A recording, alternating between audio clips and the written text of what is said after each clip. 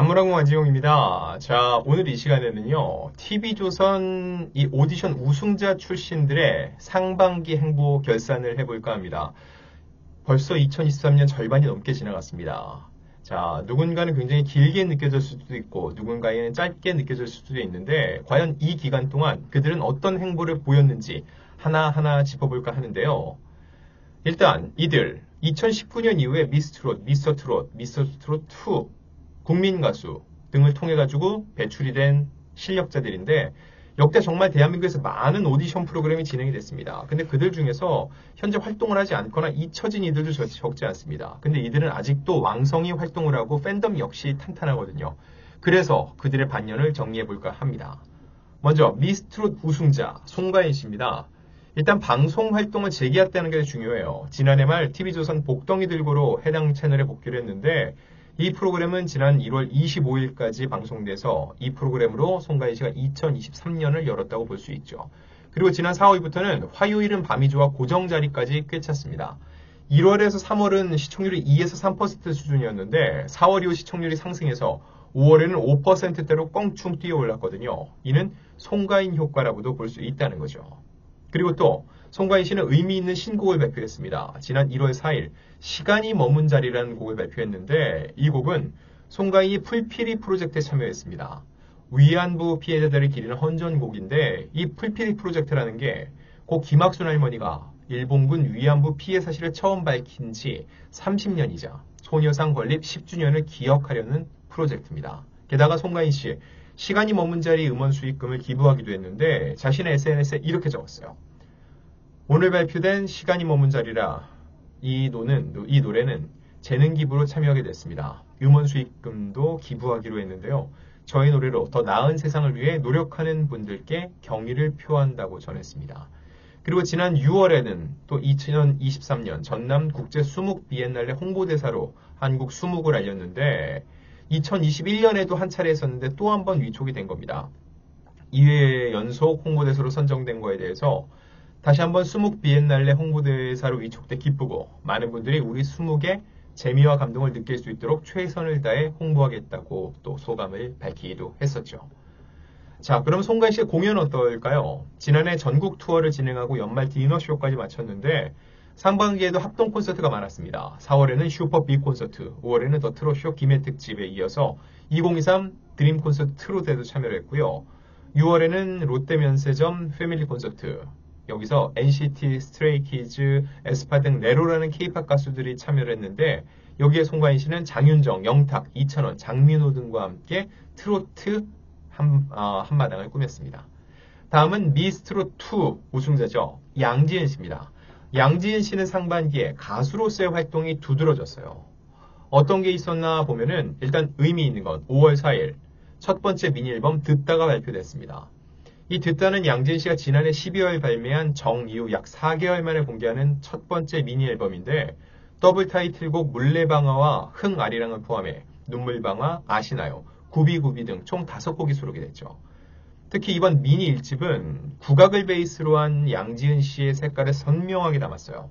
여기에 수많은 히트곡을 탄생시킨 작곡가들이 참여했는데 물레방아와 아시나요에는 장윤정 씨의 초혼, 서주경의 당돌한 여자 등을 히트시킨 작곡가 임강현이 참여했고요. 장윤정 씨의 어머나, 1회 까만 안경 등에 참여한 윤명선 작곡가가 흥아리랑과 눈물방아의 이름을 올렸습니다. 그리고 구비구비에는 조명섭의 백일홍을 프로듀싱한 작곡가 오승은이 참여했죠. 그리고 양지은 씨 공연 활동도 활발했어요. 그 첫 팬미팅이 열렸는데 해피 스마일 데이 불과 티켓 오픈 1분 만에 매진이 됐습니다. 그리고 지난 5월 부산 공연도 열었는데 이 공연이 첫 단독 콘서트인 만큼 팬들이 굉장히 크게 호응을 했고 6월에는 서울 공연, 해당 공연 역시 전석 매진을 기록했습니다. 자, 이 듣다는 공연장의 팬들은 양지은 씨의 목소리를 듣고 양지은 씨는 팬들의 마음에 귀를 기울이겠다라는 뜻이거든요. 120분 동안 무대를 장식했고 양지은 씨는 나도 한 잔으로 화려한 오프닝을 열었고 이어 아버지와 딸, 빙빙빙, 장녹수 등을 부르면서 분위기를 한층 고조시켰죠. 자, 그리고 양지은 씨 현재는 화요일은 밤이 좋아에 참여하면서 꾸준히 활동을 해나가고 있습니다. 자, 다음 세 번째 박창근 씨입니다. 일단 2022년 2월 시작됐던 국가가 부른다가 지난 4월 아쉽게도 종방했습니다.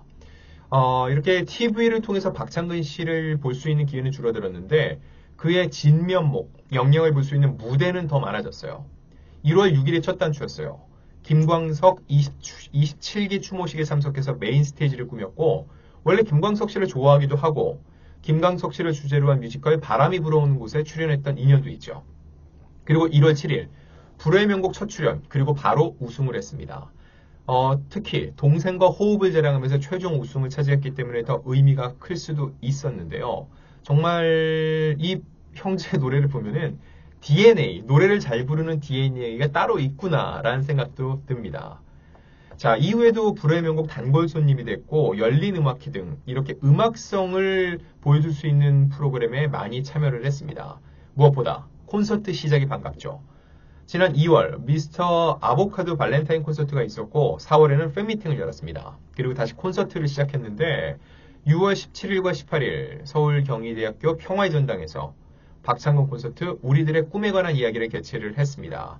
지난해 이 전국 투어 콘서트 박창근에 이은 두 번째 콘서트인데 이후 서울, 부산, 대구 공연을 돌면서 계속 팬들과 만나고 있고 이 공연은 하반기에도 이어집니다. 자, 다음 네 번째는 안성훈 씨입니다. 어찌 보면 가장 꿈같은 상반기를 보냈어요. 지난 3월 마친 미스터트롯2 우승을 차지했죠. 상금만 무려 5억 원. 이 우승을 차지한 직후에 원래는 상상을 못 해봤는데 이제는 부모님께 좋은 집부터 해드리고 싶다라고 소감을 밝히며 울먹이게 됐고요. 실제로 부모님을 위한 집을 계약을 미리 했습니다.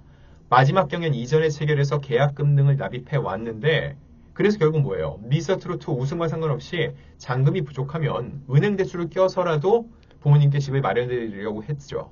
그런데 우승을 차지하면서 자연스럽게 돈을 빌리지 않아도 되겠습니다. 5월부터는 방송활동도 본격화됐는데 트랄랄라 브라더스와 미스터 로또에서 활약 중입니다. 여기에 미스터 로또 전국 투어 콘서트로 많은 팬들과 직접 만나 소통하고 있죠. 지난 5월 포문을 열었어요. 대구, 고양, 창원, 대전, 광주 이어서 인천, 부산, 청주, 성남, 울산, 수원, 안양 등 줄줄이 진행이 되고 하반기에는 개인적으로 새 앨범을 기대해 봅니다. 일단 지난 5월 11일 우승자 특전곡인 은인을 발표했는데 그보다 더 중요한 건 뭐예요? 본인의 앨범이죠. 자, 본인의 앨범이 나온다면 어떻게 되죠? 안성훈 씨, 개인 투어, 콘서트 역시 저는 진행을 할 것으로 예상을 하고 있습니다. 자, 그리고 마지막 한 명, 누구죠? 미스터 트롯 초대 우승자 임영웅 씨입니다. 사실 따로 설명이 필요할까 싶어요. 저희가 다른 영상을 통해서도 임영웅 씨의 근황을 많이 전해왔는데, 그래 정리를 해야겠죠. 일단 지난 2월 미국 LA에서 공연을 열었습니다.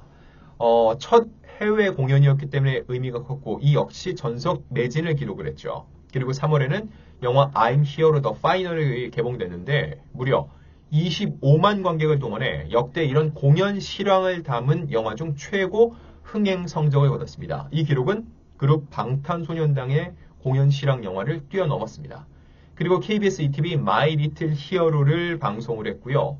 그 와중에 지난 6월 5일에는 신곡 모래알갱이를 발표하기도 했죠. 또 그 사이 보면은 4월에는 K리그 프로축구 시축 행사에 참여를 했었는데 이때 월드컵 상암 경기장 무대를 밟았습니다. 여기가 이제 잠실 주경기장 5만 명을 수용할 수 있는 그곳이 8월부터 공사에 들어가면은 임영웅 씨가 무대에 설 수 없거든요. 그래서 상암 경기장 6만 명까지 들어가요. 여기가 임영웅 씨의 다음 공연장이 되지 않을까라는 예상을 해보고요. 임영웅 씨 이외에도 보면은 손흥민 씨와 함께 축구 예능을 촬영하기도 했고 또 이 BPA 부분들을 위해서 2억 원을 기부하기도 하는 등 여러 가지 행보를 보이고 있는데 과연 하반기에는 이 우승자들이 또 어떤 행보를 보여줄지 이 역시 안무랑궁에서 체크해 후 여러분들께 전해드리겠습니다.